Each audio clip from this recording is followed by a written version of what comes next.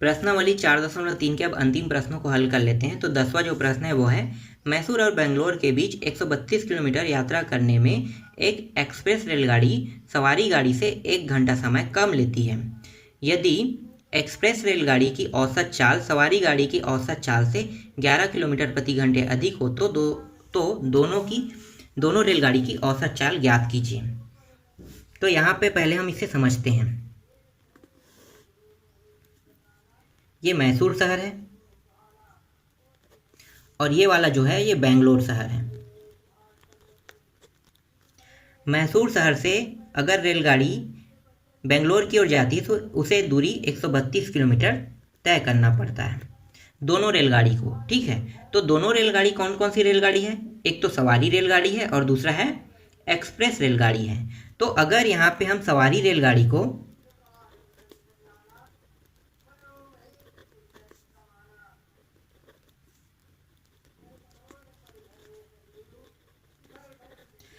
यहाँ पे सवारी रेलगाड़ी की चाल को x किलोमीटर प्रति घंटा मानते हैं, यहाँ पे लिखो माना सवारी रेलगाड़ी की चाल x किलोमीटर प्रति घंटे है, तो एक्सप्रेस रेलगाड़ी की चाल क्या होगी?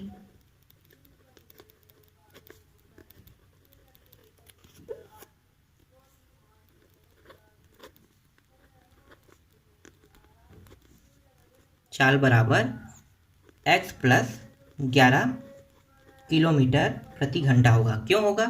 इसलिए होगा क्योंकि सवारी रेलगाड़ी से एक्सप्रेस रेलगाड़ी जो है वो 11 किलोमीटर प्रति घंटे की चाल से अधिक चलती है, इसीलिए इस रेलगाड़ी से इसकी जो चाल है वो 11 अधिक हो जाएगा। ठीक, ये समझ में आ गया। आगे बढ़ते हैं। यहाँ पे जो सूत्र उपयोग होगा वो होगा समय बराबर दूरी बटे चाल वाला सूत्र उपयोग होगा। अब दो रेलगाड़ी है तो दो रेलगाड़ी के लिए समय भी अलग अलग रहेगा। तो पहली रेलगाड़ी के लिए अगर निकालते हैं तो T1 लिखेंगे, और ये कौन सी रेलगाड़ी के लिए? सवारी रेलगाड़ी के लिए निकाल रहे हैं। तो T1 बराबर दूरी जो होगा वो 132 किलोमीटर होगा और चाल जो है वो x होगा। ठीक है, यहाँ पे देख लो चाल को हमने क्या माना था? x। तो ये आ गया पहला समीकरण। इसी तरह से दूसरी रेलगाड़ी के लिए निकालते हैं। ये दूसरी जो रेलगाड़ी है वो है एक्सप्रेस रेलगाड़ी है, तो इसकी जो दूरी है वो 132 होगा, ये भी वही दूरी तय करेगा, और इसकी जो चाल है वो x प्लस 11 किलोमीटर प्रति घंटे की चाल से जा रही है। तो ये दूसरा समीकरण हो गया। अब क्या करेंगे? अब प्रश्न के हिसाब से हल करते हैं। तो प्रश्न अनुसार T1 माइनस T2 बराबर T1 माइनस T2 बराबर 1, क्योंकि यहाँ पे जो समय है वो 1 घंटा कम लग रहा है, इसीलिए यहाँ पे माइनस कर दिए। T1 का मान कितना है? रख दो यहाँ पे। T1 का मान है 132 x है, और T2 का मान है 132 अपान x प्लस 11 है बराबर 1। यहाँ पे देखो नीचे के दोनों मान बराबर नहीं, तो बराबर कर लेते हैं। तो बराबर करने का क्या तरीका है? गुणा कर दो नीचे को हर को, तो x का वर्ग प्लस 11x हो जाए। इसका गुणा इसके साथ करेंगे तो 132x प्लस 132 गुणित 11 करेंगे तो ये हो जाएगा 1452 प्राप्त होगा। इसका गुणा इसके साथ करेंगे तो माइनस 132x हो जाएगा बराबर 1। यहाँ पे ये दोनों मान कट गया, यहाँ पे बचा क्या?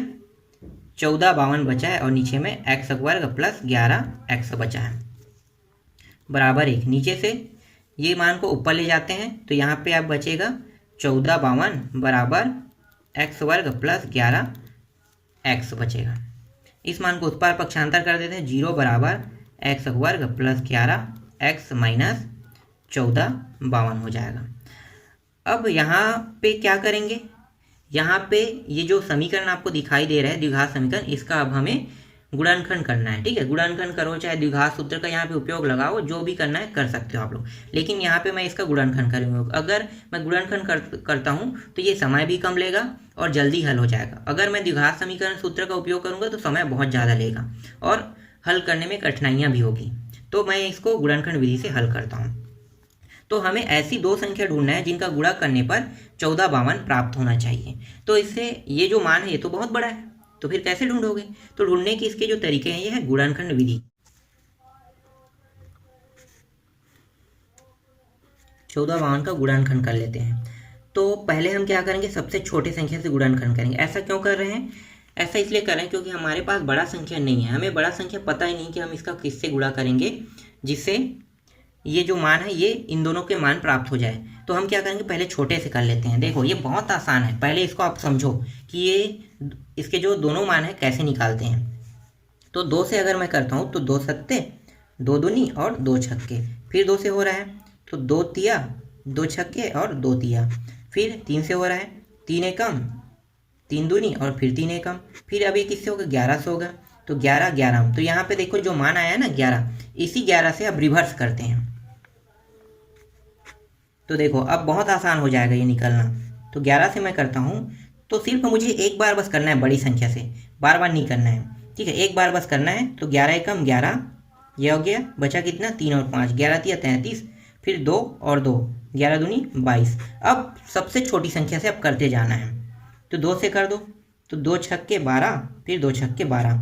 अब इन दोनों को गुणा करो, 11 दूनी 22। पहली संख्या अगर हम 22 मानते हैं तो दूसरी संख्या 66। अब घटा के देखो क्या 11 प्राप्त हो, नहीं हो रहा है, तो क्या करेंगे फिर से करो। तो 2 तिया फिर 2 तिया आ गया। अब इन तीनों को गुणा कर दो, 11 दूनी 22 और 22 दूनी 44, ठीक है, 44 हो गया। एक संख्या हम अगर 44 मानते हैं, दूसरा संख्या 33। अब घटा के देखो 11 प्राप्त हो रहा है क्या, तो हाँ यहाँ पे 11 प्राप्त हो रहा है। मतलब पहली जो संख्या है वो क्या है 44 है और दूसरी संख्या 33 है। अगर इन दोनों को गुणा करने पर 1452 आएगा और जोड़ने और घटाने पर 11 प्राप्त हो जाएगा। तो चलो अब आगे इसको हल करते हैं। तो ये हो जाएगा 0 बराबर x वर्ग plus 44 x minus 33 x minus 1452।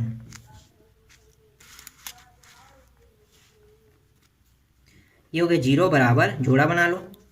तो इस जोड़े से x बाहर निकल गया, यहाँ पे बचा x प्लस 44 और यहाँ पे 33 अगर बाहर निकालते हैं तो यहाँ पे बचेगा x प्लस 44 बचेगा, ठीक है। यहाँ पे देखो माइनस को भी बाहर हो गया है, तो ये क्या होगा, दोनों मान अंदर जाके प्लस में हो जाएगा। फिर यहाँ पे x प्लस 44 और यहाँ पे बचा है x माइनस 33,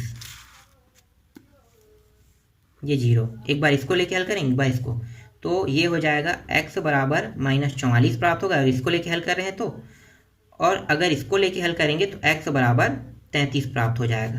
तो यहाँ पे एक माइनस में प्राप्त हो रहा है, एक प्लस में प्राप्त हो रहा है। कभी भी चाल जो है वो कभी भी माइनस में प्राप्त नहीं होता, इसलिए क्या है, ये वाला जो मान है वो अमान्य रहेगा और हमारा आंसर क्या होगा, ये वाला मान हमारा आंसर रहेगा। तो यहाँ पे सवारी गाड़ी की चाल तो प्राप्त होगी, यहाँ पे लिख लो सवारी गाड़ी की चाल बराबर 33 किलोमीटर प्रति घंटा है। इसी तरह से एक्सप्रेस गाड़ी की चाल बराबर x प्लस 11। तो x का मान कितना है, x का मान 33 है और प्लस 11 बराबर 44 किलोमीटर प्रति घंटा हो गया, ठीक, निकल गया ये इस तरह से। दो वर्गों के क्षेत्रफलों का योग 468 मीटर है। यदि उनके परिमापों का अंतर 24 हो तो दोनों वर्गों की भुजाएं ज्ञात कीजिए। हमें ज्ञात क्या करना है, दोनों वर्गों की भुजाएं हमें ज्ञात करना है। तो पहले हम मान लेते हैं इसे, माना पहले वर्ग बराबर x मीटर है, दूसरे वर्ग को हम मानते हैं y मीटर, हमने मान लिया। अब यहाँ पे आपको थोड़ा सा डाउट हो रहा होगा कि यहाँ पे तो दो चर दिखाई दे रहे हैं और हम प्रश्न हल कर रहे हैं एक चर वाले का। तो भाई एक चर वाले को हल कर रहे हैं और दो चर है यहाँ पे, तो होना ही चाहिए डाउट, क्योंकि एक चर वाले में हम दो चर को नहीं ले सकते। हम हल करेंगे एक चर वाले में एक चर को ही। तो क्या करेंगे, इसे हम अगर एक चर लेके हल कर रहे हैं तो ये बहुत ही ज़्यादा कॉम्प्लिकेटिव और टफ हो रहा था, इसलिए हम यहाँ पे दो चर लेके हल कर रहे हैं और आगे जब हम हल करेंगे तो उसे एक चर के फॉर्म में बदल लेंगे, ठीक है। इसीलिए अभी हम इसका कुछ समय के लिए दो चर लेके हल कर लेते हैं। तो चलो आगे हल करते हैं। तो माना पहले वर्ग को हमने x माना और दूसरे वर्ग को हमने y माना है। अब यहाँ पे परिमापों का अंतर कितना है, 24। तो परिमाप का मतलब क्या होता है, देखो समझो इसे, परिमाप, ठीक है, ये एक वर्ग है। इस वर्ग की कितनी भुजाएं हैं, 1 2 3 4, 4 भुजा है। तो अगर एक वर्ग में परिमाप, अगर मान ले पहले वाला वर्ग को हमने x माना है तो इसमें कितने भुजा होगी, 4 भुजा होगी। तो 4 भुजा मिल के परिमाप का निर्माण हुआ, ये हो गया 4x। इसी तरह से दूसरे को हमने y माना, ठीक है, दूसरे वर्ग को, तो इसके परिमाप में कितनी भुजा होगी, 4 भुजा होगी। तो ये हो गया 4y हो गया, और दोनों का अंतर मतलब घटाना कितना होगा, 24 मीटर प्राप्त होगा। तो ये आ गया 24। ठीक, समझ में आ गया। आगे हल करते हैं। तो ये 4 बाहर निकल जाएगा, दोनों में है, तो x माइनस वाई बस बचेगा यहाँ पे कोष्टक के अंदर। ये हो गया 24।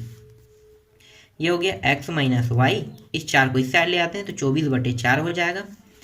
तो x माइनस वाई बराबर 4 एकम 4 छक्के 24।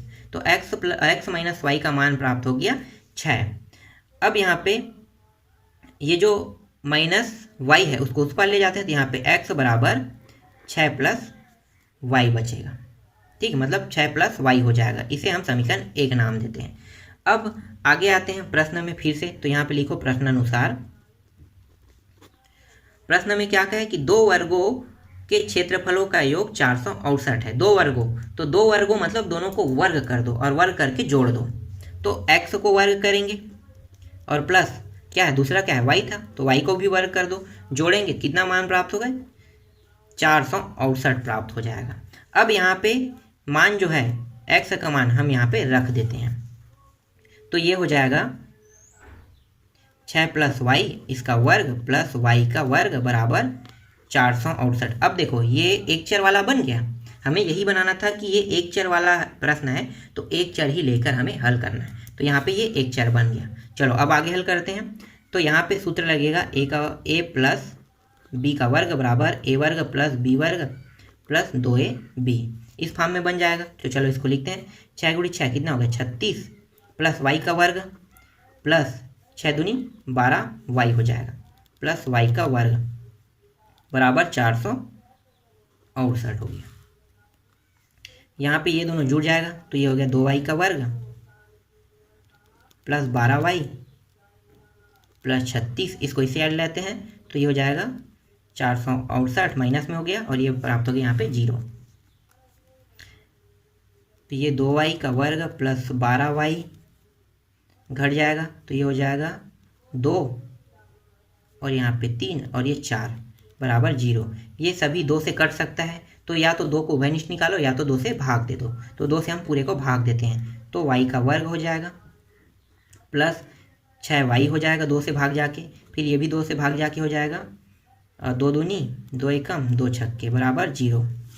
अब यहाँ पे देखो ये एक समीकरण के रूप में प्राप्त हो गया, द्विघात समीकरण के रूप में। तो अब हम क्या करेंगे, अब हमें ऐसी 2 संख्या ढूंढना है जिनका गुणा करने पर 216 प्राप्त हो और जोड़े या घटाने पर 6 प्राप्त हो। तो हम वही ट्रिक उपयोग करेंगे जो हमने पहले उपयोग किया था। तो चलो देखो यहाँ पे 216 को अगर हम पहले सबसे छोटे से भाग देते जाते हैं तो हमें क्या चाहिए, हमें सबसे बड़े संख्या चाहिए। उसके बाद ये आसानी से निकल जाएगा। 2 एकम 2 शून्यम 2 अट्ठे, फिर 2 से करो, 2 पंचे 2 चौके, फिर 2 से करो, 2 दूनी 2 सत्ते, फिर 3 से करो, 3 निया, ये रहा 3 निया, ठीक है, 9 आ गया। तो 9 है क्योंकि फिर से अब 3 से ही जाएगा ये, तो हमें बार बार 3 से नहीं करना है, हमें उस संख्या तक जाना है जो लास्ट में बड़ा प्राप्त हो। तो ये 9 जो है वो बड़ा प्राप्त हो रहा है, तो 9 को अब क्या करेंगे, रिवर्स करेंगे। 2 1 6, 9 से कर दो, तो ये हो गया 9 दूनी 18, बचा कितना है 19 20 21, 3 और 6, तो 9 चौक 36। अब सबसे छोटे संख्या से करेंगे, तो 2 एकम और 2 दूनी, इन दोनों को गुणा करो, कितना आ गया 18, और इनको अगर गुणा करते हैं 12, कितना प्राप्त होगा 216 प्राप्त होगा। ये हो गया 216 प्राप्त हो गए, और जोड़े और घटाने पर कितना प्राप्त होना जी 6। तो देखो इन्हीं दोनों संख्या को जोड़ते घटाते हैं तो 6 प्राप्त हो गए। तो देखो कितना आसान हो गया ये चीज़। पहले हमने छोटे से किया, बस किस लिए किया छोटे से, क्योंकि हमें बड़ा मान चाहिए, और बड़े को मान से हम हल करते हुए रिवर्स कर दिया। सिर्फ एक बार हमें बड़े मान से करना है, बाकी सबसे छोटे से, उसके बाद आसानी से देखो ये मान निकल गया। अब चलो इन्हीं मानों को रख देते हैं, तो ये हो गया y का वर्ग plus 18y minus 12y minus 216 बराबर 0। जोड़ा बना लो, यहाँ पे y बाहर हो जाएगा और y प्लस 18 बचेगा, यहाँ पे माइनस 12 और यहाँ पे भी बचेगा y प्लस 18 बराबर 0। तो y प्लस 18 और y माइनस 12 बराबर 0। तो यहाँ पे इससे y का मान आ जाएगा -18 आएगा, और इस वाले से y बराबर इसका मान आ जाएगा 12 आ जाएगा। तो ये मान माइनस में आ रहा है, इसलिए ये क्या हो गया, अमान्य रहेगा। तो y का मान कितना प्राप्त हो गया, 12 प्राप्त होगा। अब इस y के मान को हम कहाँ पे रखेंगे, समीकरण 1 में। समीकरण 1 क्या था, x बराबर 6 प्लस y, यही था। तो y के मान को हमें रखना है, तो x बराबर 6 प्लस 12, तो x बराबर 12 और 6 कितना हो गया, 18। तो ये रहा इसका 18 आ गया आंसर। एक मान y का मान आया था 12, एक मान था 12 है और दूसरा मान है 18। ठीक, समझ में आ गया।